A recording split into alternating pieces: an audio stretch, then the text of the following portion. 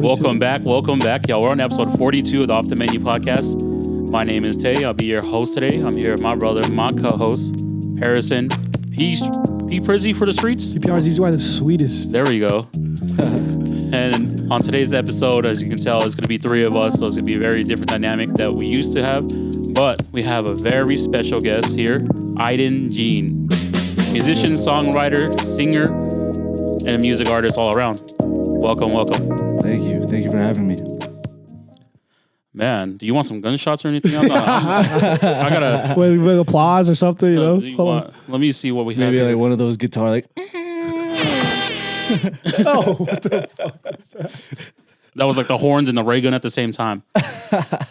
But like I said, this is episode 42 of the Off the Menu podcast. We'd like to thank Idan for being here with us today. We'll go ahead and get into stuff. We have questions prepared for him. For the viewers, who are you and what do you do? I am Idan Jene. I am a musician, singer, songwriter, producer, artist. Right. Yeah, this and that. Yeah. Just everything and above, huh? Do it all, Yeah. huh? Yeah, I have a guitar that I got here from Camp Flogna 2019. 2019, yeah, it's 2019. 2019. It was for the super VIP, and right when he walked into the room, he noticed it right away.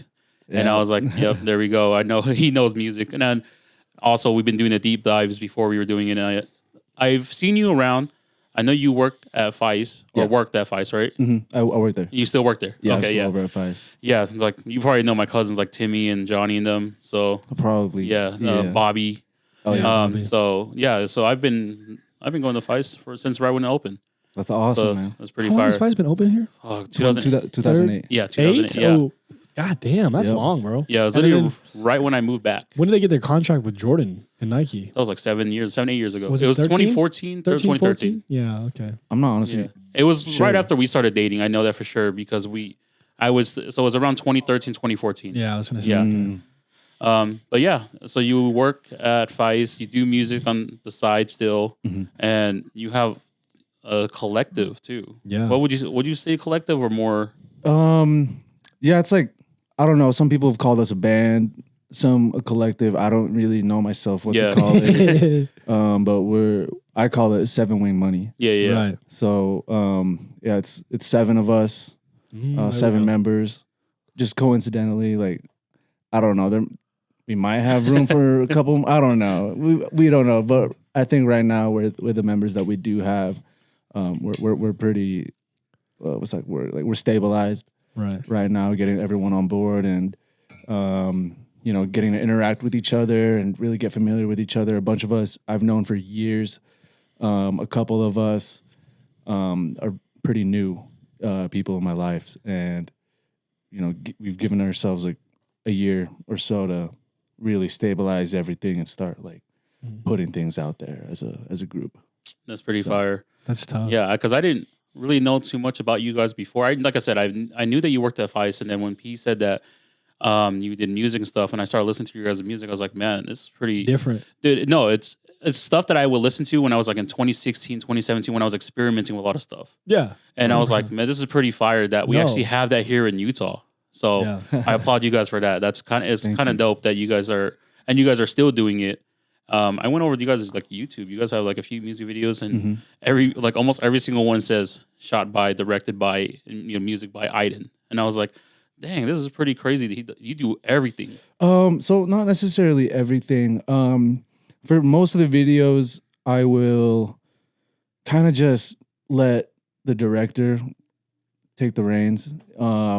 My part in most of the music videos, aside from providing the music, is I'll just like talk about a little vibe that I'm thinking of, a little vision, but not too specific, because I do want whoever I want to direct the video to kind of just put their style into it themselves. That's kind of why I'm talking to them in the first place about it. Like, okay, like I kind of want this kind of vibe. Imagine me wearing this or this kind of have this kind of be the location.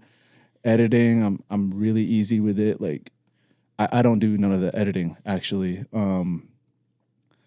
I just have lately right now I have his name is Billy, and he does amazing work with cinematography and editing and stuff.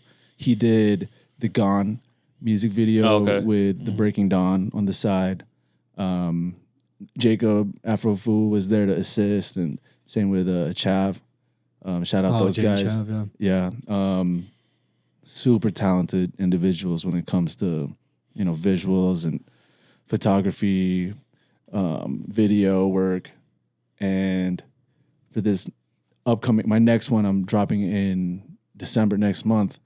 I'm having Talmadge. There we go. Okay. We filmed it about a year ago, actually, or maybe early this spring, but I didn't give him anything like whatsoever. I'm Just like, said, you know what? shoot Like it. you just do what you do. Yeah, I trust it. Like his eye is very close to my eye. Yeah. So I just let him take the wheel on that, and I'm super excited to show everyone what that's he pretty came up fire. with. So I like that you guys are making music videos of your guys' music though, because like that's the one thing about me is I'm a visual person. So when I see things, it's easier for me to get attached to things. So when I was listening to your guys' music, I was able to jump from the music to the music video. It's much easier on your guys' website too. So check out on the website the 7 Wings. Was it 7wingsmoney.com? 7wingmoney.com. Okay. Yeah, go check it out. Like I'll put it in the description below. But I was listening to a few songs earlier today, and then the way to navigate through it was so easy to get to the music from one song to another. So applaud you guys on that. Whoever set that up, they're doing a great job on that website. Yeah, shout out Boku for that. Shout out to Boku. Man. He did all of it. Like again with that, I don't know. How I like to approach a lot of things with 7 Wing Money. Like I'm like the CEO of 7 Wing Money, and I think a fun part of that is just letting these guys just do whatever they do best. You know, that's why they're involved in the first place, because our visions align, and it's all about like that trust. You know, like all right, like you know what you do, like you do it well. I just want a website where you can you can get find to us. Just music. easy to exactly. navigate through. And he did just that. Yeah. So I'm thankful for him. So. Oh yeah, that was the one thing right now we're struggling with when we're doing the clothing stuff as well, is like being able to build a website. So when I got to your guys's, I kind of like took some of it and like I'm just writing down notes from what I saw, like how all the music was scattered, but it was like so easy and so accessible to touch on the songs and just click onto the link and then boom, it takes you to the page, and it's like Spotify, YouTube, whatever it's part of. So yeah, that's pretty fire. Awesome. That's good. That's honestly some of the first feedback I've got about it. So that's good to hear that it works and it's pretty smooth. Yeah, and I went to like the about page. And I thought it was pretty fire because you were talking about like there's 7 seats at the table. I forgot exactly what it was. Table, I was reading the Table of Alar. Yeah. What is that? It just sounds cool, man. I thought it was like it sounds I thought cool, it was like man. so fire, some almost like Lord of the Rings type That's shit, or you know, a lot of what I guess like I could talk about like how the name 7 Wing Money came to be. Well, first off, 7 Wing Money wasn't always called that. It used to be called Lightcore. Lightcore? Yeah, like CORPS. Yeah. Like some military band. Yeah, you know what I'm saying? Like a corps or like some faction on some military shit. I don't really know what that means, but like I went on a thesaurus and was like, all right, group. Like what is what are some other words for group? Yeah. You know, and there was like a pod, which is like I think that's like a group of dolphins, like a flock, you know, a group of birds, like a herd, a band, you know, like there's stuff like that. So I found core to be really cool. Like it just fit what we were trying to do, you know, like something kind of like militant, like kind of like hard and like heavy. But then we have light in front of it. So it makes it, while we have like that kind of hard side to it, we're trying to project collectively as like something that's like heavenly. Yeah. Or like divine. I'm inspired a lot by like fantasy kind of adjacent lore and stuff like that. And so Lightcore I feel like fit with like something that's like kind of like ethereal or something like magical with like the solidity of like reality and like, you know, like we're a group of people, we're a gang, you know, it's like, I don't know, it just fit all together, like having that light and then like that heaviness, you know, combined. And it was just me, Banky, who's the second member, and Olan. He's our engineer and he's one of our producers and musicians. He also plays guitar. He does all of our mixing and mastering, at least for my stuff. A bunch of the guys do their own as well. And yeah, like I said, it was just the three of us. We were writing an album called Our Heart Radio. I think that dropped like 3 or 4 years ago. And no, I think 3 years ago, my bad. And during our studio sessions, there was a lot of downtime. Yeah. Like a lot of downtime. So we would just be in the studio, like messing around.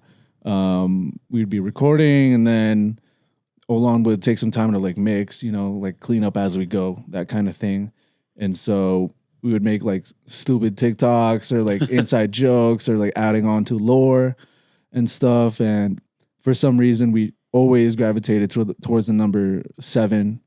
And I literally don't know how like we came up with 7 Wing Money, but it was between me and Christian, and we were just like kind of trading ideas, just firing off different monikers and names or band names. Like, oh, this would sound cool, like, but not for anything. Like, for that during then, it was like, all right, Lightcore. It's like Lightcore forever. Like, you know, that's what we're gonna call it. And then we would just make these other names just for fun.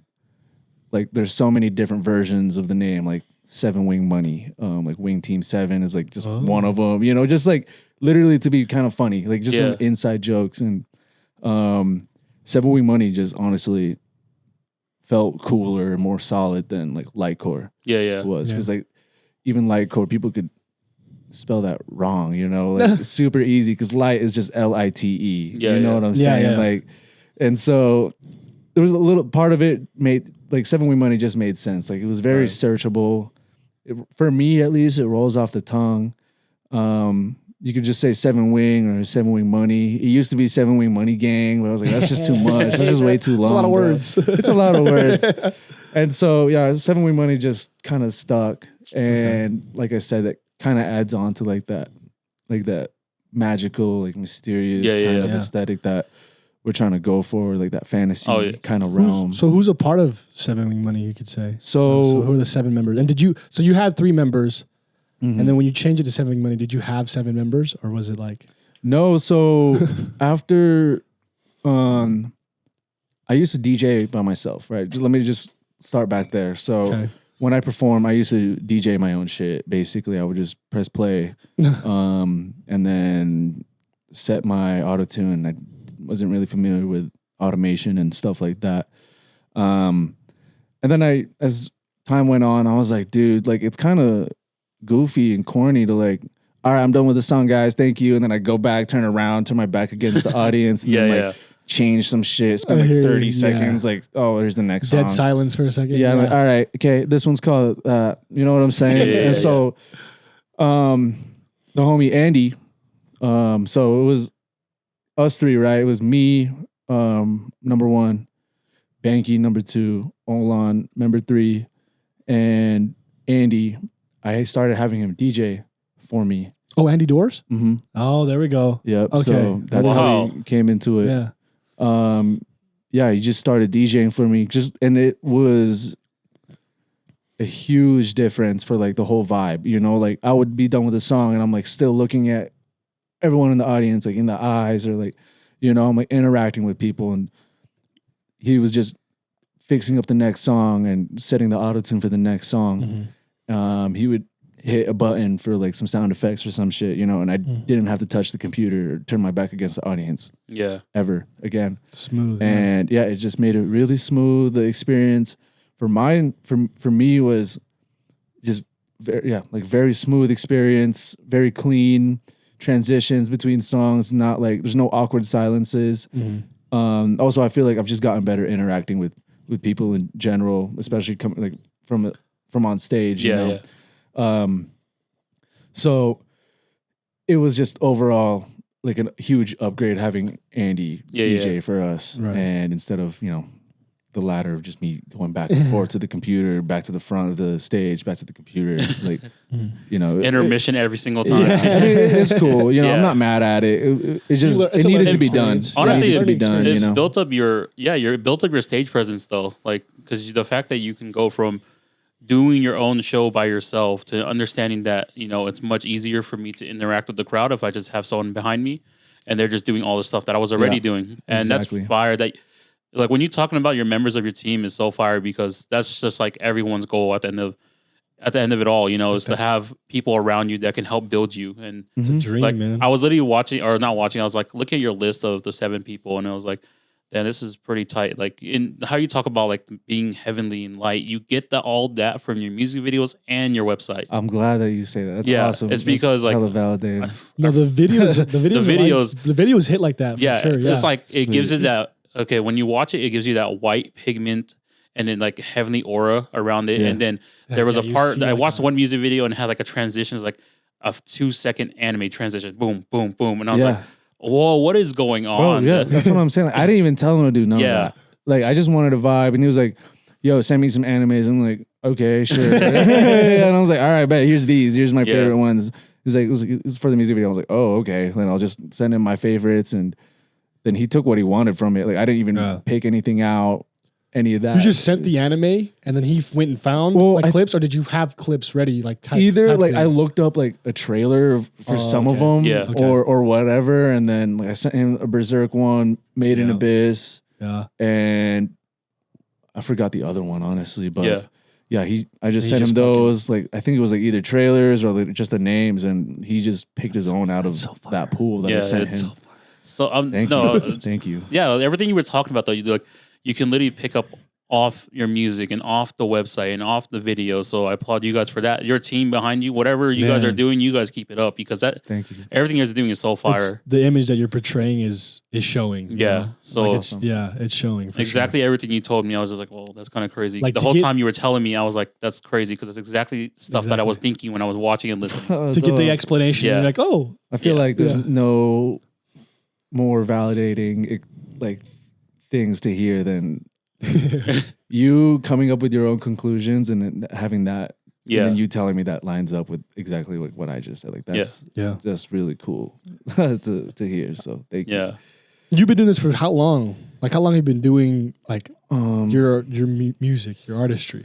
So just like I used to have another name, another project before Idan Jene, under Pierre the Lamb.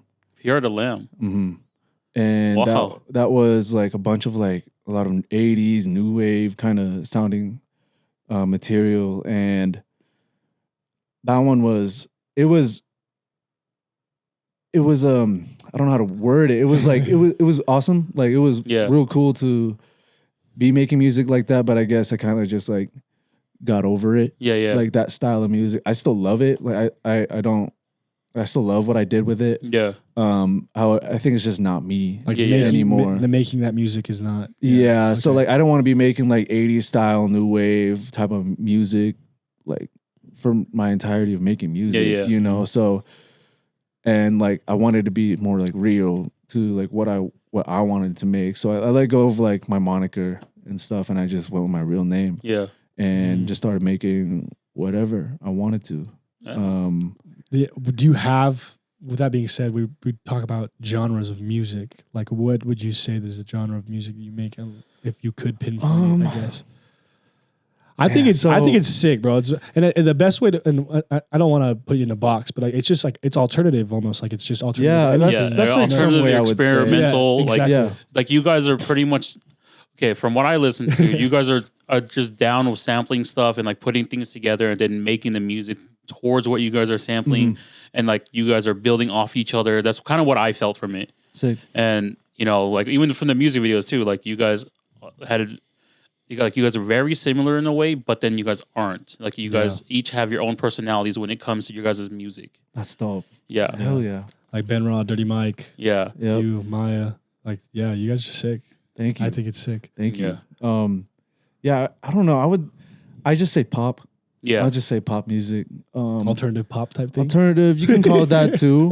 I don't know. I feel like I shouldn't be in charge of all doing that. Yeah, I'll let everybody else figure that it's out. people who listen, right? I Yeah, guess, because like for example, like you just make music. I don't know, like for example, like fucking like the Smiths or some shit, the Smiths, right? okay. They're like now they're considered like jangle rock or jangle like pop that or like alternative rock, you know. But when they were at their peak or when they were like really going hard, when they were like, you know, just the only some of the biggest music of their time, right? Yeah. They were considered pop.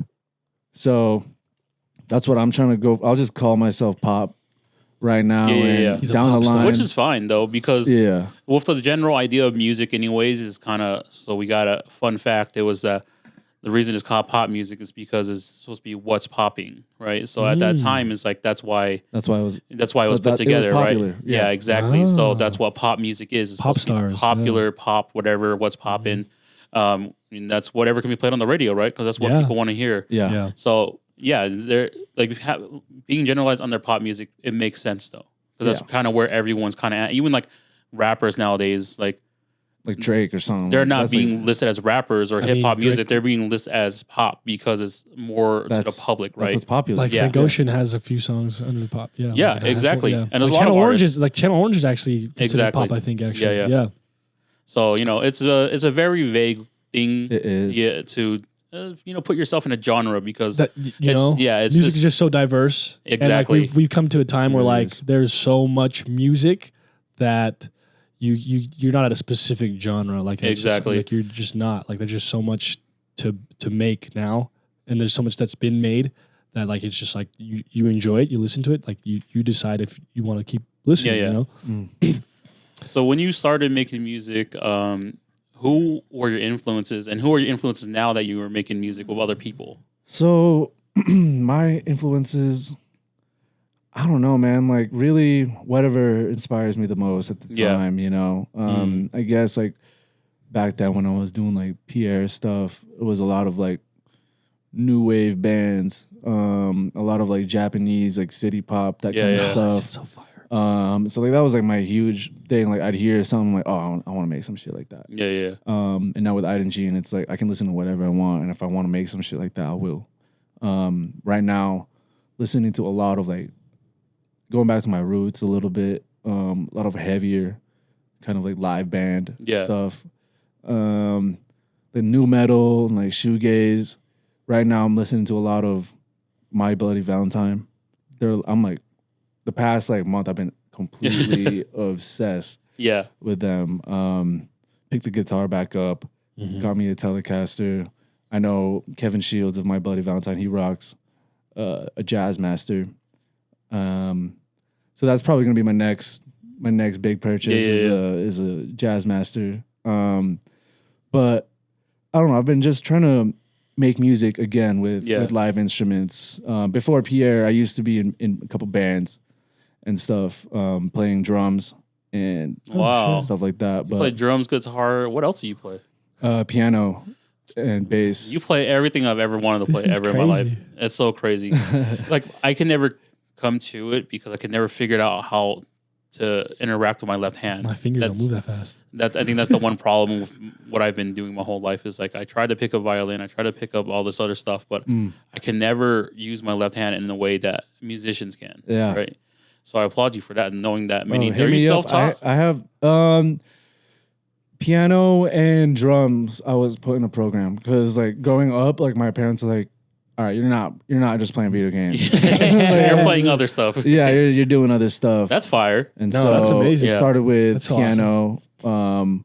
I was like really young, bro. I was super young. I can't read as much anymore, but I know like my scales and stuff like that. But it's really hard for me to read. I play a lot by ear.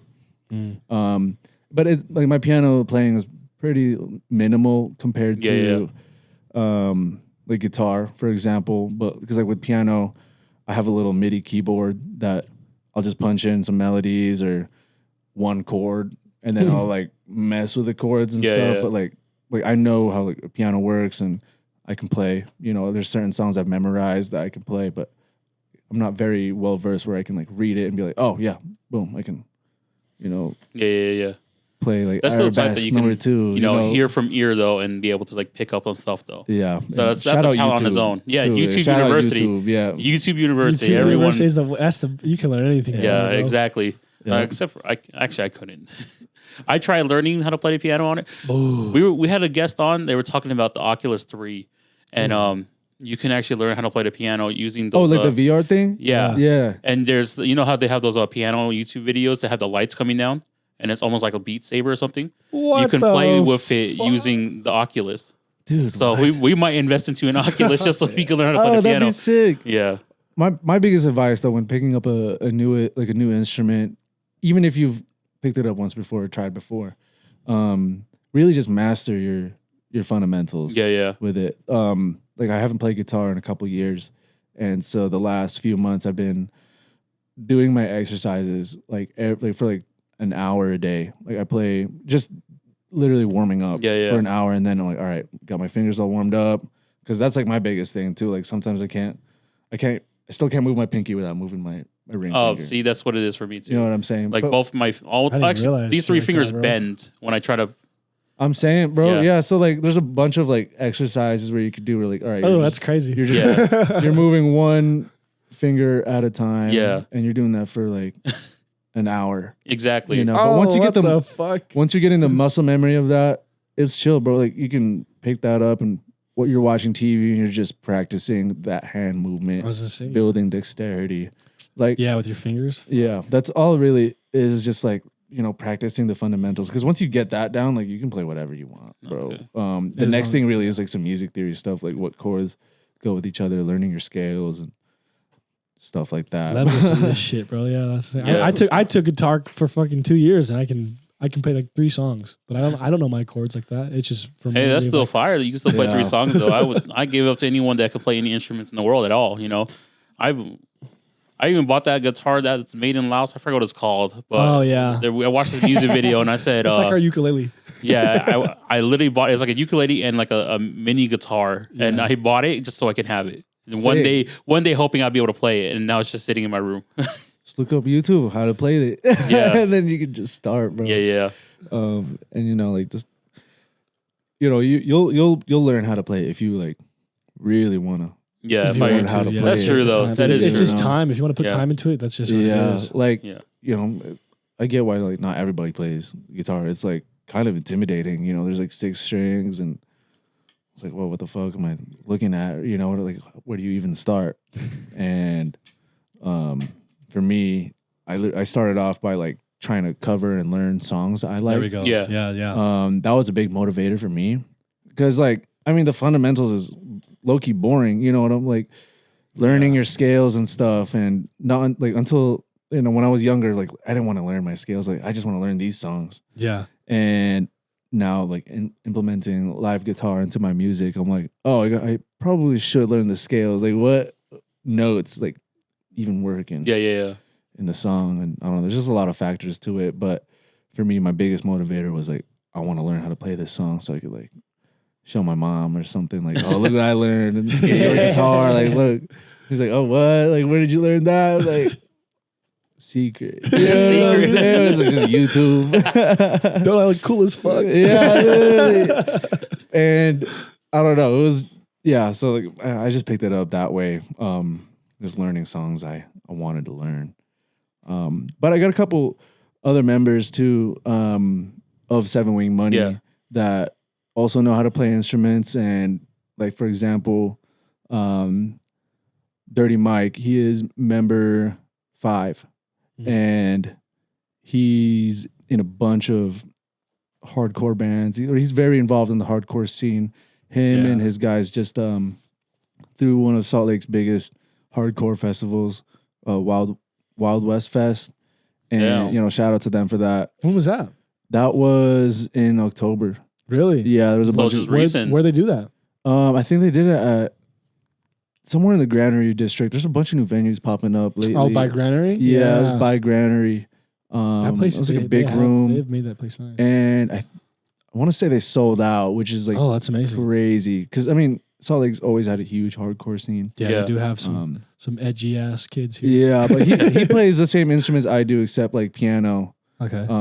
But he's more like, more on the heavier side Yeah, of yeah, it. yeah. Sound of it, yeah. So, when I'm like figuring out some of my drums, I'll have him like play something out, like tap something out, or if I need help with some guitar, I got Olan who does, like I said, who does like he's our engineer, and then Mike, he'll tap in with some guitar sometimes.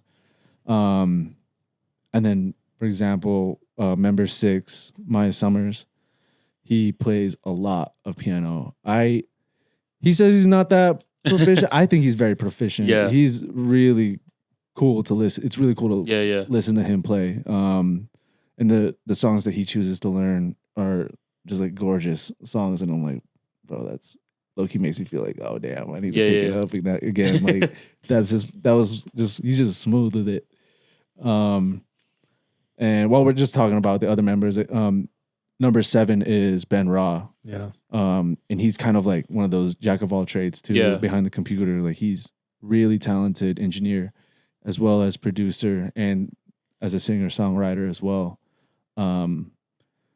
But yeah, I guess that concludes like the rest of the members. But my point was like, I feel like all of us kind of have our hands into a lot of like different things, and we can kind of tap into each other to find different sounds and, collaborate and make something just That's so sick. really cool. That and is. unheard of. Shit's inspirational, man. I just Because, like- imagine the jam sessions you guys be having, like, Yeah. or like just sitting together and you guys be like, yeah, can you play this? And then like putting it together and like, okay, and then play off of that. So Sometimes it's like that. And Yeah. then sometimes it's like, literally last week, me and Olan, I was like, it was getting late and shit. I was getting really tired. It was like 1 a.m, but I couldn't really go to bed yet. I was in a weird gray Yeah. area. And I was like, bro, let's jam out. And then we played the same 3 chords for like 2 hours. And then I couldn't figure out like a lead for it. And I'm like, all right, well, let's save those chords for something else.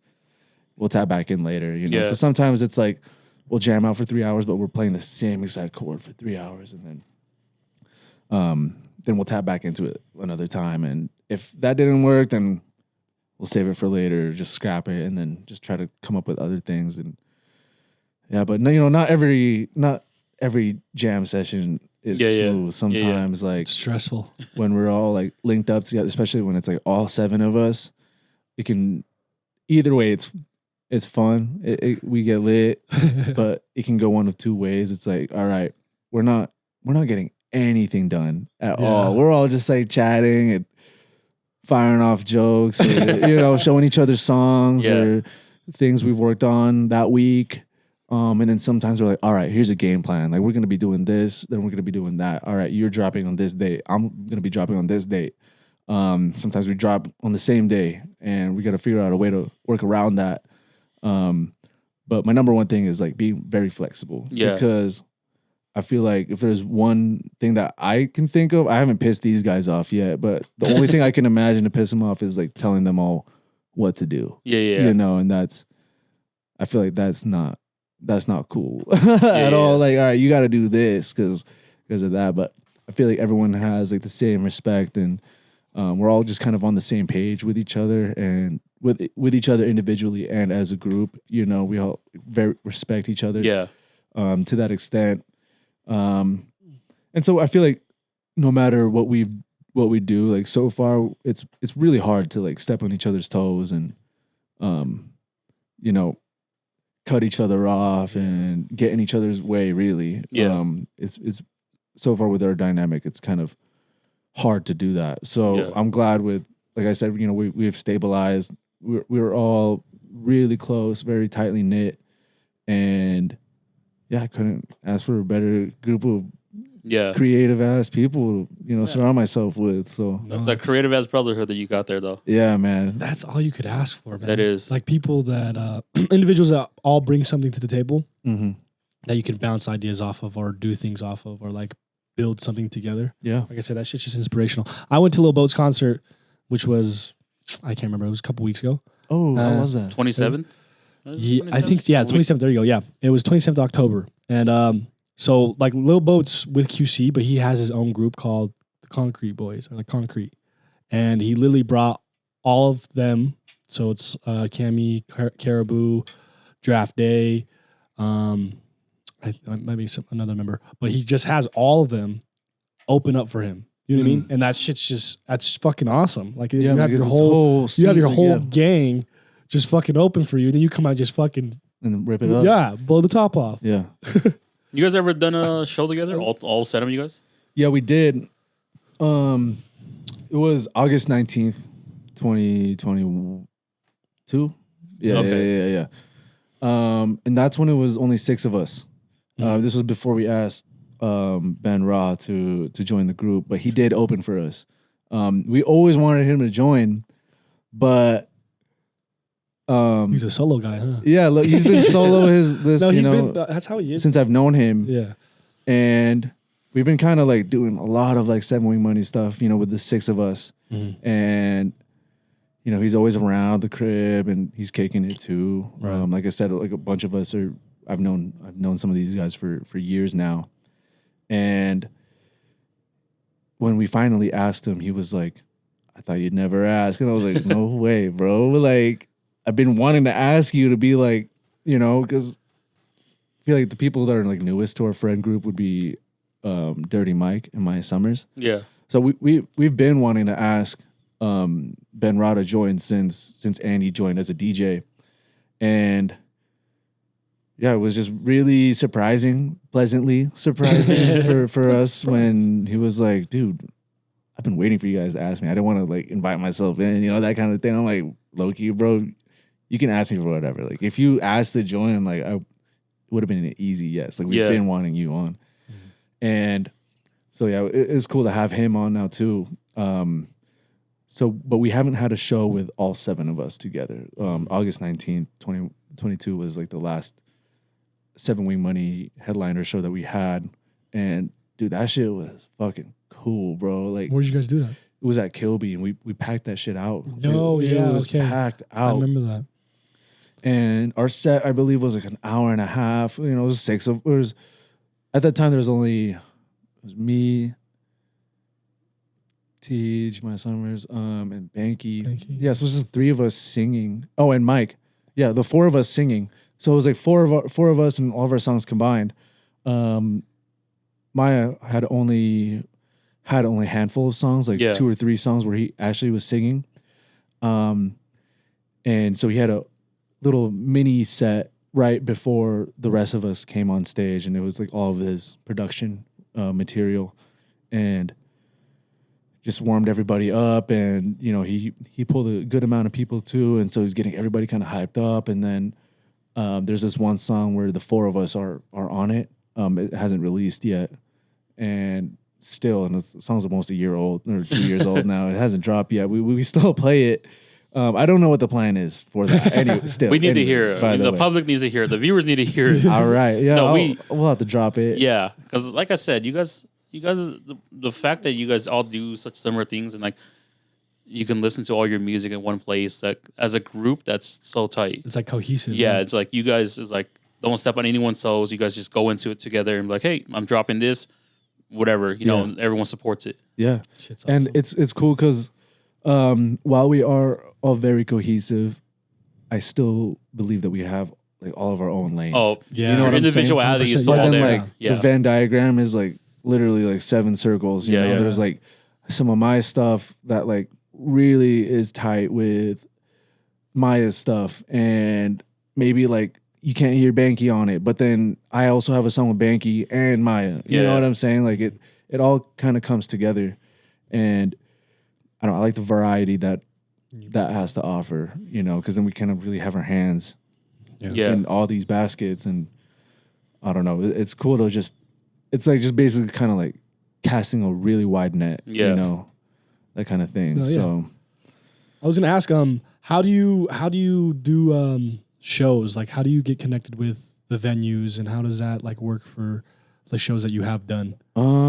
It's actually way easier than you'd think. Yeah, you just reach out with an email like, hey, do you have any free dates between here and there, or you can hold a couple dates or challenge a couple dates. And then it costs you, and then you sell tickets. And it depends. how does that work? There's different approaches. If you want to throw your own show where you're headlining, that's going to cost you.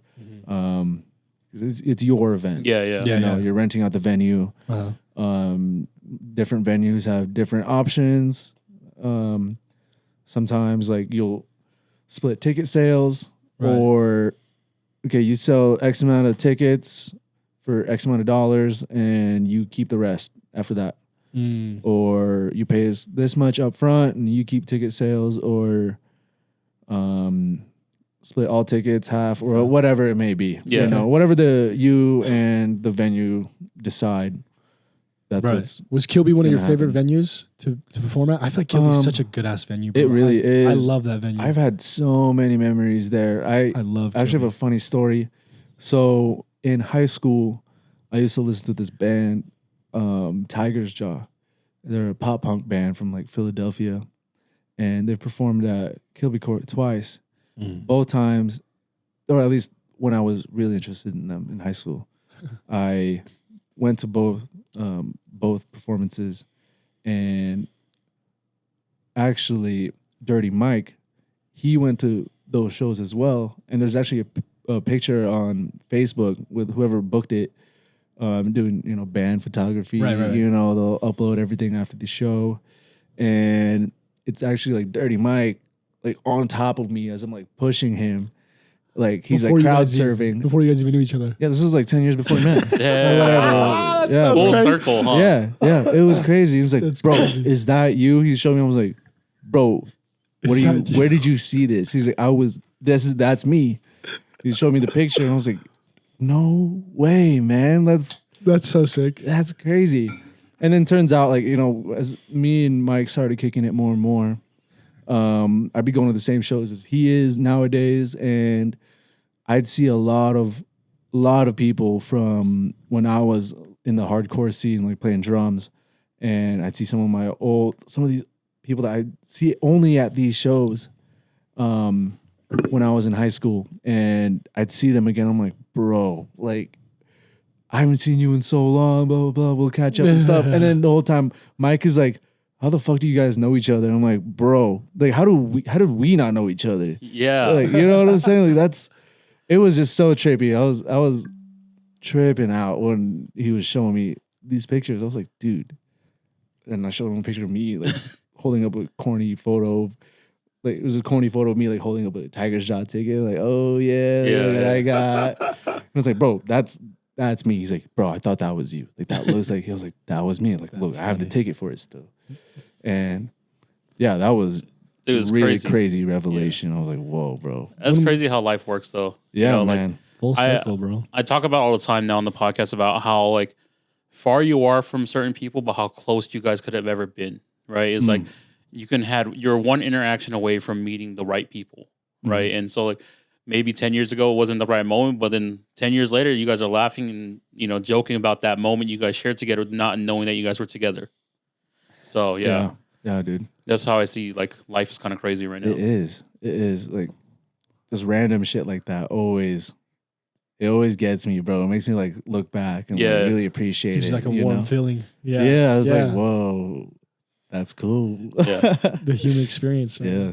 It's like I have off track, but I have a funny story. We talked about it a long time ago, but how, like, you said that is like, so we have a co-host on here, Moose. We had the same interaction about 20 years ago where someone showed one of us hentai, right, in a basement. Oh, fuck. There's a basement full of kids. I remember the carpet. I remember the color of the carpet, the trims of the edge. And I was like, he was telling the story, and I was like, bro, dude, that happened to me too. I was visiting Utah, and some kid was walked in and said, "You guys want to see something cool?" And we were like, "What?" And then we walk in there, and it's just kids watching hentai together. And then I was like, "Wait, the house with the red carpet with the gold trim?" And he's like, "Yeah, that house." What? And I was like, "Bro, Dude, there's what? no way!" Like, that's crazy. all as three kids? of us, as That's kids, like, wild. and that's why it's a crazy story, because all three of us connected with that same story. And I was like, this is like 20 years later, and we were just laughing and joking about it. What? Yeah. Didn't even know. That's Didn't even know. Didn't even know.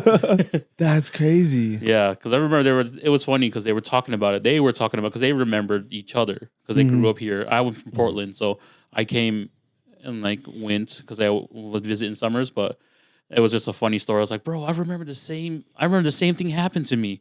And I started listing everything. They were like, "Whoa, that's the house, Dude, that's wild. Do you remember whose house it was? No, I didn't see. Back in the day, you have to remember that I grew up in Portland. Yeah. And I was just visiting. My grandpa would just go out every weekend. His cousins, yeah. And he would get drunk and would just be at people's houses. And I ended up in a house where we were watching freaking hentai in the basement. He had 3 kids under a blanket at a time, and it was those big ass box TVs. Yeah.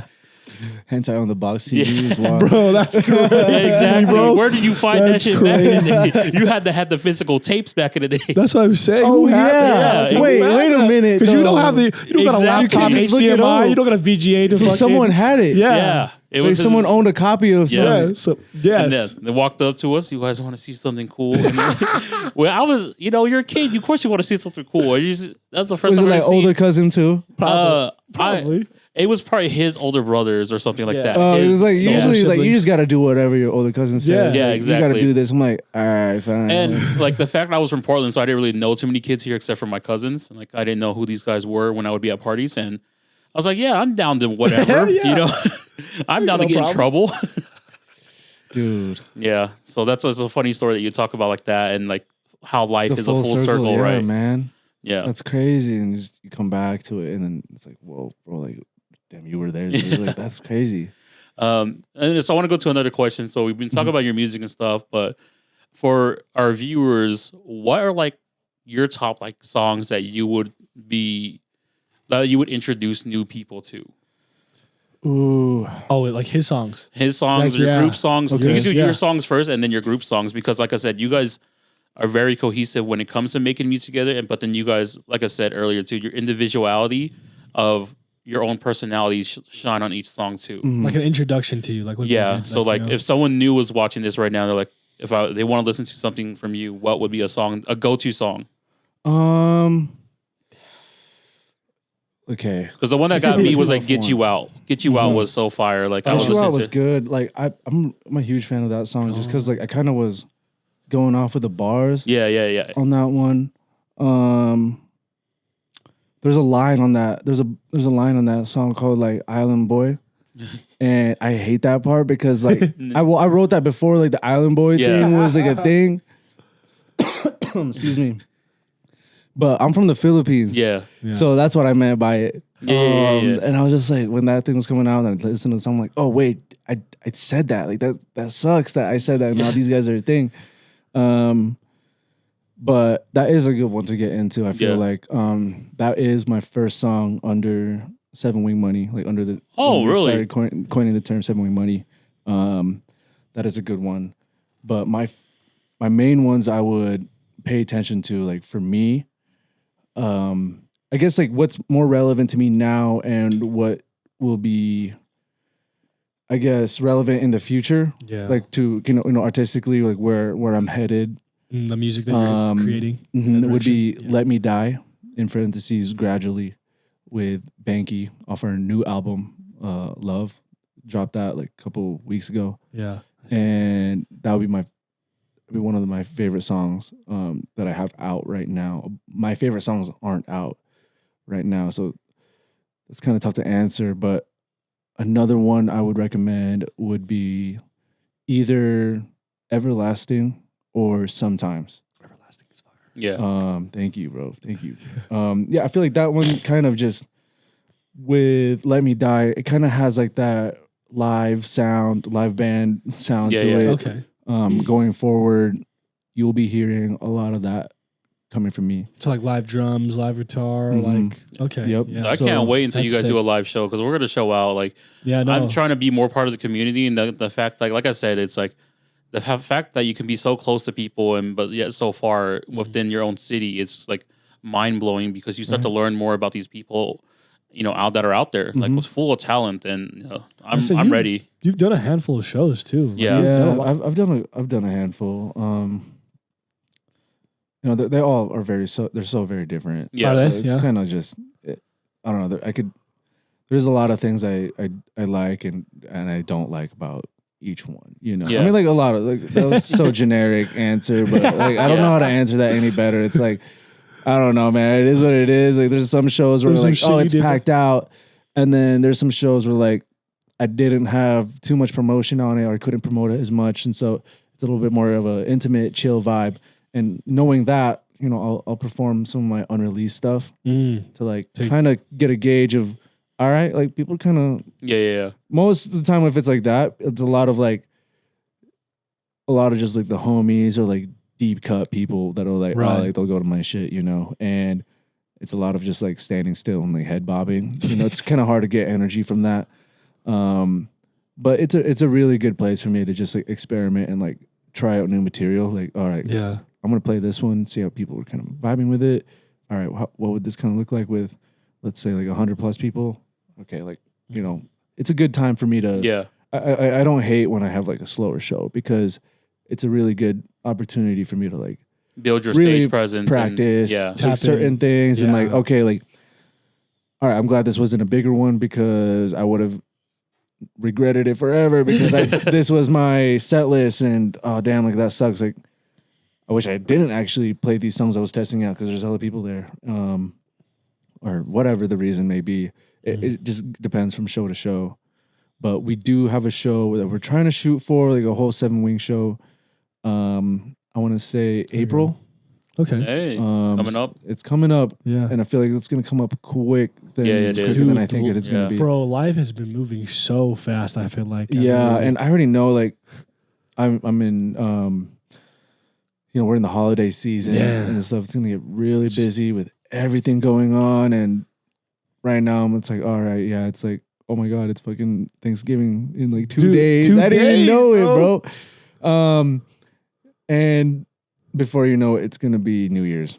You know what Christmas, I'm saying? New I feel like Year's, it's gonna be New Year's in like a week. Yeah. Bro. Exactly. That's what it's gonna feel I hope like. not. I'm going to Japan in December, so I'm Awesome, hoping bro. we get the 2 weeks and then we come back New Year's Eve. You're so. going Christmas Eve, right? Or like Christmas? Yeah, we're going to be leaving December 15th Oh, and then that's coming gonna be back awesome. December 30th. That's gonna be So sick. yeah, this would be. I guess it'd be a cool way to end the year, going into new stuff. So Japan. Oh, yeah, totally. yeah, Get in some more inspo yeah. in Japan. Yeah. I might get stuck there. Yeah. That's my inspo. I might open a convenience store or something next to an elementary. That's what the homie used to tell me when we go to Yeah. Japan. He's like, man, one day I just wanted to open up a convenience store and just live right here next to the kids and just I want to watch them grow up. I'm like, dude, that's kind of crazy. He sounds a little. That's What do you mean by beautiful. that? Yeah. But yeah. And I was like, damn, because I never think about stuff like that, you know. I was like, man, I'm going to move to Japan and That's like, some long game shit. yeah, That's- I'm No, out here just to 100%, yeah. learn about stuff and like Yeah. be taught like how they do things. So I respect everything they do out there. oh, totally. Like everything they do out there is They're to clean. They live long. exactly. They respect other people's belongings. You leave a phone on the train. Yeah, You go back to the next day to the same fucking spot. maybe. I mean, Maybe. that's what they say. Yeah, Majority that's of what the they time. say. Maybe, but so aside from all the music stuff and everything, what else do you do for leisure or downtime? I like watching movies Yeah. and going outside. Okay. I just got me a truck. Yeah. And, You got a truck? What kind of truck? Yeah, Tacoma, huh? Tacoma. There we go. Yeah, Taco. 3rd gen. And I don't know, I love camping and going on hikes and I love nature. Yeah. I grew up, my family was very, very like outdoorsy. And so we've hit every single national park and state park on the West in America. That's fire. That's so lit. Yeah. It's just, you know, I mean, coming from the Philippines and stuff, you got to check it all out. Like, Yeah. just Were have to you- check it all out? Born here or were you born in the I Philippines? was born in the Philippines. When did you move here? When I was 3, I moved to California in like 2000. No, yeah, 2000. Oh, you're Um, 97, huh? I'm 96. Okay. But like December 96. Okay. So my birthday's next month, Oh, shit. When is your Um, birthday? When's your birthday? the 17th. Okay. Yeah. We're all Yeah, sags we're then. all. Oh, no way. My, Yeah, my I would birthday's say- this Sunday, coming November 26th. Is the 30th. Mine's the 30th next So- Thursday. Oh, Yeah. shit. Yeah, there we go. That's crazy. Damn, there's hella birthdays. in, like, Honestly, no, it's because so we talked about it. So February. everyone right? always asks us when we're having kids, and I want to have a kid in November or December. and we're Valentine's Day babies. Yeah, I thought about it. We're conceived around Valentine's Day. Yeah, Oh, Yeah. baby bacon. Yeah, so it's kind of you gotta shoot. Yeah. Hit your target. yeah, exactly. You gotta hit your target around Valentine's Day if you want to make it to November or December. So that's kind of a funny thing to like bring up. Yeah. But you also said you like movies. When we first started doing the podcast, we always talked about movies and stuff. Like, do you have any like favorite movies that you just name on top of your head? Dude, like your favorite film work. Oh my god, I'm like, so I watched Interstellar in theaters when it came out, right? And so I love that movie. It's a long one. I can probably only watch it like once every year or two. You know, it's long. It's very dense. But it's like one of those movies like you have to do that though. Like it's have heavy. the whole attention. It's, like it's not like oh, I'm just gonna put this on. No, you know, like, you want to like sit down and watch it. And it was inspired by this movie called 2001, Space Odyssey. Oh, okay. By I think it's like Stanley Kubrick. Stanley Kubrick. Yeah, I forgot, honestly, low key. And dude, I watched it for the first time, and I forgot. Like while I was watching it, I was so immersed in the story and in the world that it built that I forgot that this shit was made in like the 60s. Yeah, bro. And I'm like, after it, I'm like, dude, how did they pull some of these effects and techniques off? Right? Like it was just so beautiful to, I don't know, see it all, like seeing the end product and like while thinking about like how did he do this? Yeah. It was just really cool experience. I love the storytelling of it. Like I loved how like, I don't know, this is just my interpretation of it. Like in the first part, there's like this scenario with these apes, and they're interacting with each other and blah, blah, blah. You know, they're surviving, they're doing this, they're doing that, they're doing monkey shit. Yeah. And there's this obelisk that appears and they get so curious about it, they start freaking out about it. And there's a specific this music that is playing when this specific emotion is invoked. And when the sequence is going down, you know, they're interacting with the obelisk, they're touching it, they're laying against it, they're just looking at it, whatever. One of them like really is getting affected by it, and then he's like taking a walk. This monkey is taking a walk, and it's starting to pick up this bone of this other dead animal. Yeah, and he's looking at the bone, and then he's just like fucking around with it. And then he's like throws it because he's done with it, and he notices like it. I don't know if he throws it or if he breaks like the skull of the animal, but then he figures out like, oh shit, like you can kill with this. Yeah. The monkey learned true malicious violence. Yeah, you know, because there's violence, there's natural violence, right? Like I would think like a tsunami is violent, like a tornado is violent, like two rams hitting each other in the head, fighting over territory is violence, you know, but it's never like malicious intent. It's like that's just nature's law.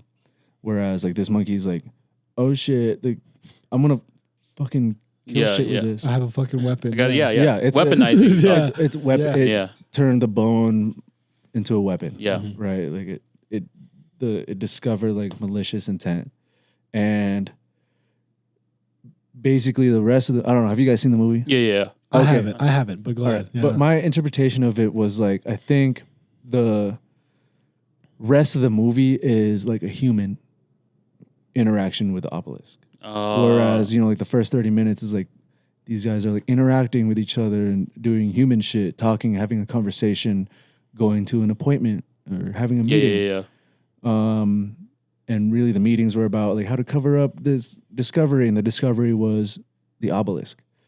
They were trying to cover it up, right? With, all right, if anyone asks why you're here, saying you're quarantining and studying a new disease, whatever. I think. I have to watch it again, but I only watched it the one time, right? And then when it cut to the scene of them at the dig site finding the obelisk, not at the same planet where the apes were, right? The same music popped up. And it's like, oh, what the fuck? They're all kind of interacting with it, but in a human way, you know, like humans in this timeline like have instruments and tools that can observe and study the obelisk and to me, that's like the same exact shit as the monkeys fucking banging on it and like touching it and laying on it.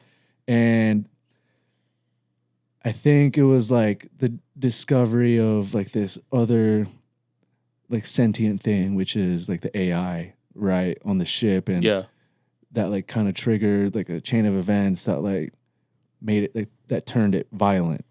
I don't know. I could be interpreting it all fucked up. No, but that's like how I look at it, you know. So the perspective you give is crazy. The fact that you watched it one time, right, and you were able to interpret and put all that together, because like I've probably seen it like 4 or 5 times growing up. And the fact that you can do that with just watching it one time is kind of crazy, because that's exactly how I see it too, though. Yeah. Right. And it's like when it goes through like that wormhole thing, to me, that's kind of like the violence. You know, like it's kind of discovering its potential. Yeah. Like the creature's potential. And in this instance, it was a human person. Yeah. You know, so I don't know. That was tripping me out when I first watched it. There was like certain parts of the movie too that like kind of shook me. TN, my boy, he's seen it a couple times, I think, or one other time, but he gave me a fact, like a little fun fact during it. Whereas there is like 15 minutes of silence in the beginning, right, where it's just black. Yeah. I thought it was, and then in the middle, like straight up in the middle, there's like an intermission. Right, or it feels like an intermission. I don't think it says this is an intermission. No, there's no warning at all. It just goes straight into darkness and then for silence. Like 15 minutes.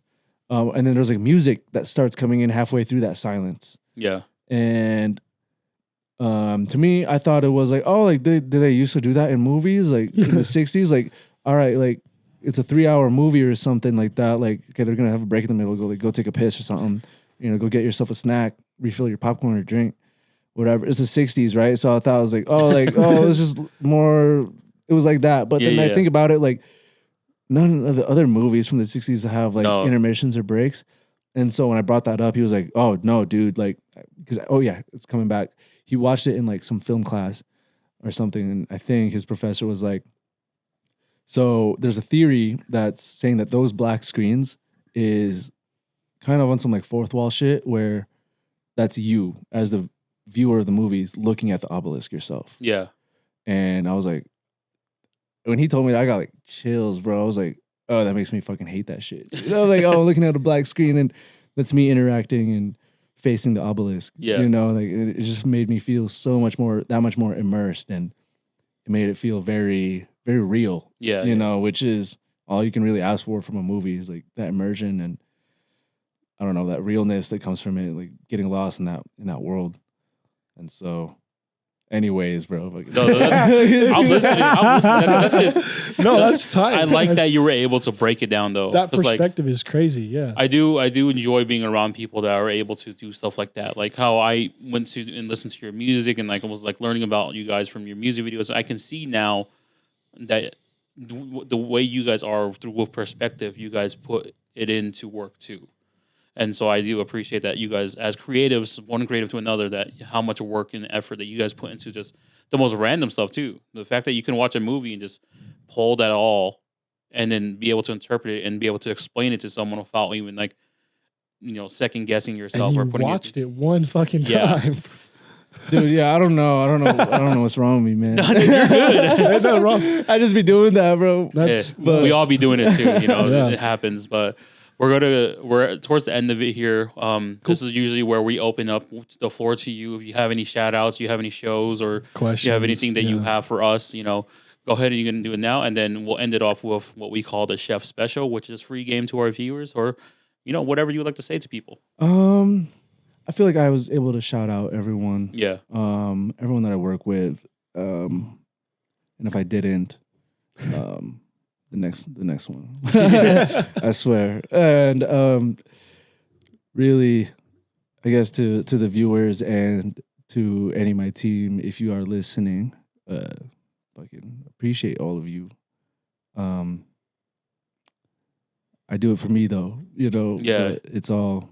It's really cool that I'm able to, myself, and some, in Seven Wing, we're able to, affect parts of your life in a positive way. I feel like that would be my only goal when it comes to how I can interact with others is leave a positive mark.